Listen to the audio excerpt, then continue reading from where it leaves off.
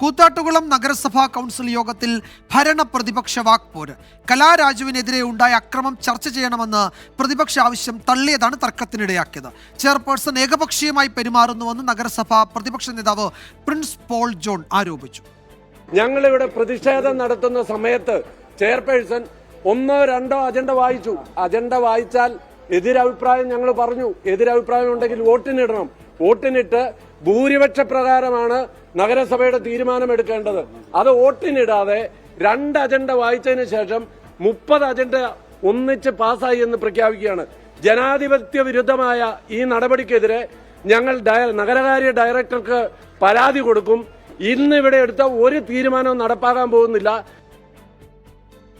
യോഗത്തിൽ നിന്ന് പ്രതിപക്ഷത്തിനോടൊപ്പം LDF councillor കലാരാജുവും ഇറങ്ങിപ്പോയി. കൗൺസിലർ സ്ഥാനത്ത് തുടരുമെന്നും UDFിലേക്ക് പോകുന്നതിനെക്കുറിച്ച് തീരുമാനിച്ചിട്ടില്ല എന്നും കലാരാജു വ്യക്തമാക്കി. കലയോട് അങ്ങനെ ചെയ്ത തെറ്റാണെന്ന് ഇന്ന് വരെ ഒരു ഇത് അവരുടെ ഭാഗത്തുനിന്ന് ഉണ്ടായിട്ടില്ല. ഇല്ല, പാർട്ടി ഇതുവരെ സംസാരിച്ചിട്ടില്ല. ഉറപ്പായിട്ടും എനിക്ക് പേടിയുണ്ട്, ഭയമുണ്ട്. നിയമത്തിന്റെ നടപടികളുണ്ടല്ലോ. അപ്പൊ നമ്മൾ ഒരിക്കലും നിയമത്തിനെതിരായിട്ട് നിൽക്കില്ല. അപ്പൊ ആ രീതിക്ക് പോകും. അങ്ങനെ എന്താണോ അതിനെ അനുസരിച്ച് പോകും. സഹകരിച്ചു പോകാൻ പ്രയാസമാണ്.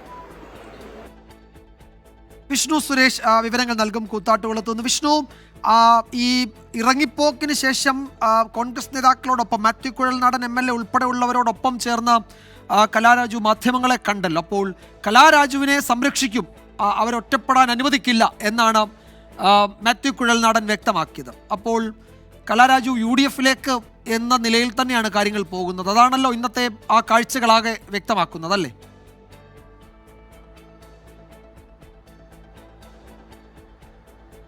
വിജയകുമാർ, കൂത്താട്ടുകുളത്തെ രാഷ്ട്രീയ നാടകങ്ങൾക്ക് അറുതിയാകുന്നില്ല. ഇന്ന് അവസാനം നടന്ന കൗൺസിൽ യോഗത്തിലും അത് വളരെ ശക്തമായി പ്രതിഫലിച്ചിരുന്നു. ഏറ്റവും ഒടുവിൽ കലാരാജു മാത്യു കുഴൽനാടിനൊപ്പം വാർത്താ സമ്മേളനം നടത്തിയതാണ് രാഷ്ട്രീയമായി ചർച്ച ചെയ്യപ്പെട്ട വിഷയം. കൂത്താട്ടുകുളത്ത് താൻ UDFിലേക്ക് പോകുന്നില്ല, അല്ലെങ്കിൽ UDFിനൊപ്പം അല്ല എന്ന് അവർ രാവിലെ പ്രതികരിച്ചിരുന്നു. പക്ഷേ UDFുമായി ബന്ധപ്പെട്ട് വിഷയത്തിലൂന്നി അവർക്ക് പിന്തുണ നൽകാൻ താൻ തീരുമാനിച്ചിട്ടുണ്ട് എന്നാണ് കലാരാജു പറയുന്നത്.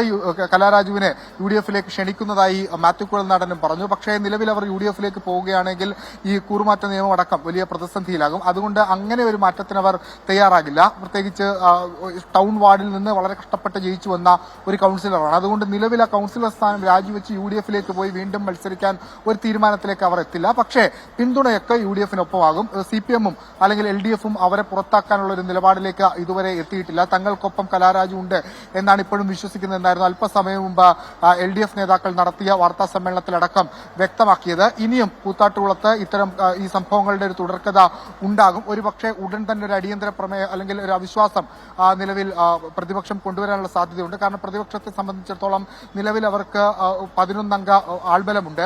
അതിൽ 2 പേർ കൂടി എത്തുന്നു, സ്വതന്ത്ര കൗൺസിലറും അതോടൊപ്പം തന്നെ കലാരാജുവും കൂടി എത്തുന്നു. അങ്ങനെ 13 അംഗ കൗൺസിലായി മാറുന്നു. അപ്പോൾ ഒരു അവിശ്വാസം കൊണ്ടുവന്നാൽ അവർക്ക് സ്വാഭാവികമായി നഗരസഭാ ഭരണമൊക്കെ പിടിക്കാനാകും. അപ്പോൾ അതിന്റെ വഴികളൊക്കെ നിലവിൽ UDF ശ്രമിച്ചുകൊണ്ടിരിക്കുകയാണ്.